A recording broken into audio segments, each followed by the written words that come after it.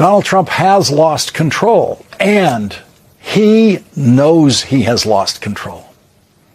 Donald Trump has lost control of everything he thought he could control. He lost control of his war in Iran as soon as he started it. He's lost control of the Republican legislative process in Congress and is unable to get his bill through the Republican-controlled Senate, the bill that would allow Donald Trump to interfere in our elections. And Donald Trump's reaction to the loss of control is his most reliable reaction to everything. He lies. Or perhaps at this stage of what could be Donald Trump's neurological decline, he is not lying. He may just be hallucinating. This weekend, which he spent publicly proving that he can still drive a golf cart while being guided by the Secret Service, Donald Trump made a public statement on social media. This was on Saturday. At 3:52 p.m., Donald Trump posted, "Great poll numbers, thank you, 3 exclamation points." Now, of course, Donald Trump didn't say what poll numbers he might have been referring to, but at this point, we should know that he wasn't referring to any poll numbers at all. That was just Donald Trump's reaction to his provably terrible poll numbers, something he cannot control. The Marquette Law School poll that had just come out showed that 70% of Americans disapprove of how Donald Trump is handling the economy. Donald Trump knows that those poll numbers exist, and Donald Trump knows there is absolutely nothing he can do to control his poll numbers. And because Donald Trump knows that he has no control over the events swirling around him, which are the result of his own ignorance and incompetence, that's what has led to his poll numbers. And we have breaking news reporting, as Rachel just indicated. We have breaking news reporting tonight about something else Donald Trump has lost control of. His choice of airplane. And it's much worse than we thought. It was widely reported that when Donald Trump left the NATO summit in Turkey last month, he did not use the 747 that the dictator of Qatar gave to Donald Trump as a gift. Important reporting by the New York Times and others showed that the Qatari jet does not have all of the equipment, including the security equipment, on the real Air Force One, which then arrived in Turkey apparently to take the place of Donald Trump's favorite new plane for security reasons. But tonight, in what was first exclusively reported by the Washington Post says, an Iranian assassination threat against President Donald Trump prompted an extraordinary operation last month in which he flew secretly from Turkey on an alternate military aircraft while the White House said he was aboard Air Force One, the Washington Post has learned. The clandestine mission, which has not been reported previously, was carried out unbeknownst to journalists and some White House staff members who believed they were on the same plane as the president, according to material reviewed by the Post, a U.S. official familiar with the operation and another person with knowledge of the president's travel.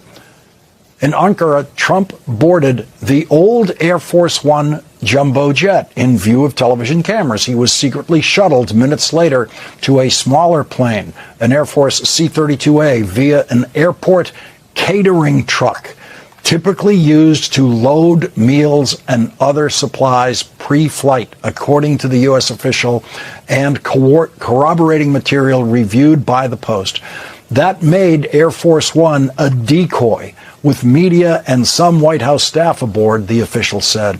The operation occurred a night after U.S. forces renewed military strikes on Iran at Trump's direction following a breakdown of negotiations between Washington and Tehran.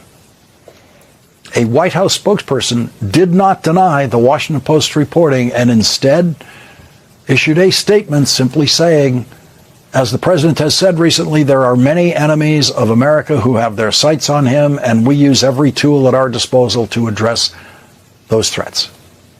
There are many, many ways for Donald Trump to experience just how much control he does not have. Every day that the Senate is in session, the Republican leader of the Senate refuses to even attempt a vote on the legislation that Donald Trump calls the SAVE Act, that Donald Trump wants to pass, that would give him the ability to interfere in our elections. And every once in a while, Donald Trump issues a threatening social media post about passing that legislation in the Senate, and then he does absolutely nothing because Donald Trump cannot control the Republican Senate to give him everything he wants legislatively. And just imagine tonight what a loss of control Donald Trump must have been feeling in Turkey when he was told that he not only could not fly on the Qatari jet that he illegally accepted as a gift from a dictator, but he could not fly on Air Force One. The Washington Post reports numerous people participated in the deception, some unwittingly, and journalists who thought they were traveling with the president aboard the Legacy Air Force One were not notified that he had changed aircraft or made aware of the extent of the threat on Air Force One, the U.S. officials said. The new Air Force One jet gifted by Qatar departed Turkey first early in the evening of July 8th. Trump then boarded the Legacy blue and white Air Force One at dusk, waving goodbye on camera to exit that plane without being seen by those uninvolved in the operation. Trump and several aides stepped aboard an airport catering truck, which was elevated plane side using hydraulics and positioned at a door on the opposite side of Air Force One's entrance, according to the U.S. official and other corroborating material. It's not clear how Trump moved from the C-32A to the Legacy Air Force One after landing, but he appeared before television cameras and descended external stairs from the Legacy Air Force One about 10:56 p.m. And so, Donald Trump had no control at all of how he traveled away from that NATO summit. No control. In a plane he never wanted to fly in, moving on a catering truck from one plane to another to do that, because Donald Trump was not in control of that situation.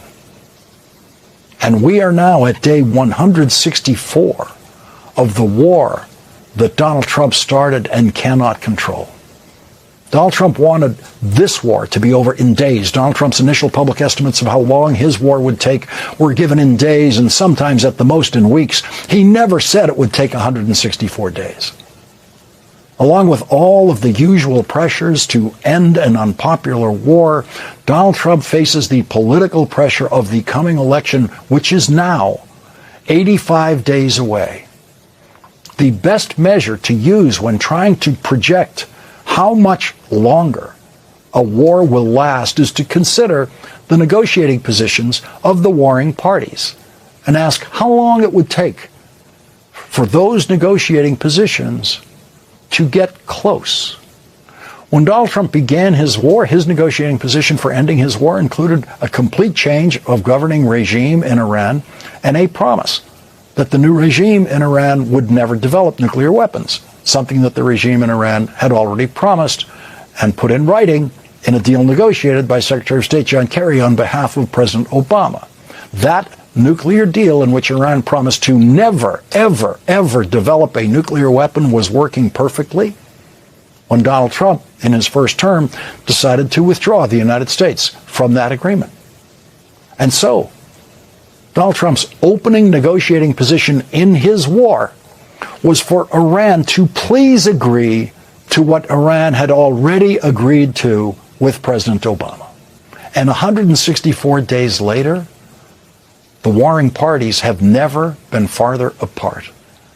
And Donald Trump cannot even pretend to have the slightest bit of control over what happens next. You said this last round of talks was Iran's last chance before decapitation. So what now? What comes next? You'll find out. Iran does appear to be making progress in a negotiation about the Strait of Hormuz, but not with the United States. The New York Times reports Iran and Oman have been negotiating an agreement on the future management of the Strait of Hormuz, which sits between the two countries. Iran effectively closed the strait in retaliation for being attacked by the United States and Israel in February. Officials familiar with the emerging deal have said it could formalize some of Iran's claims of control over shipping in the waterway. And so, on day 164 of Donald Trump's war against Iran, Donald Trump has achieved nothing.